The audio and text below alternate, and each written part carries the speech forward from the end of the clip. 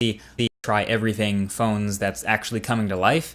And to be fair, when the Galaxy Note first came out, it was another crazy experiment, but now they're everywhere. So maybe this is one of those things that looks crazy now, but, you know, might look totally normal in the future. Who knows? So this is the Note Edge. It's clearly nearly identical to the Galaxy Note 4, its brother. It has all the same internal specs, all the same software, same camera, same everything, but it has some extra display hanging off the edge, and that's what they call it, the edge display or the edge screen. So here's how it works. Up front, on the front is a 5.6-inch Quad HD Super AMOLED display. It's fantastic. So again, super high pixel density here, and then curved over on the right-hand side is an additional 160 pixel wide strip of display, and that's it. That's what this phone is all about. I figured I'd show it to you guys because you're probably going to start hearing about it on the news as Samsung's crazy new curved display, but it's really not all that crazy. It already has the super high-end specs that we know are going to perform well from the Note 4, so it's really all about whether or not this awkward shape can actually help using the phone instead of hurting it.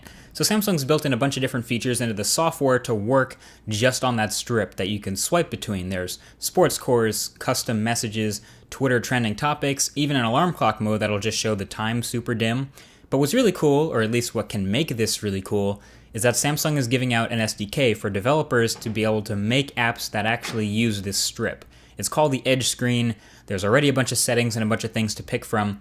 But the other thing people aren't talking about is when you really want to take advantage of that entire front display, that strip needs to get out the way. And when I spend time with it, it looks like it does a pretty decent job of doing so. So like when I'm watching a YouTube video and I go full screen, the bar disappears, so it's fine. It leaves this faint text that says my Galaxy Note Edge, but I think it should really be just pitch black.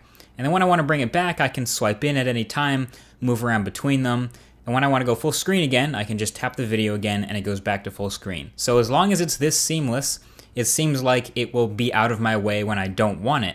And it's actually kind of hard to tell where the flat part of the screen ends and the curved part begins because the graphics overlap so often. But I could see this kind of stuff being useful to someone once they get used to the swiping gestures to bring these tools in and out of view. There will always be people saying, that's really dumb, I'm never going to use that. But again, some people will probably be willing to try it.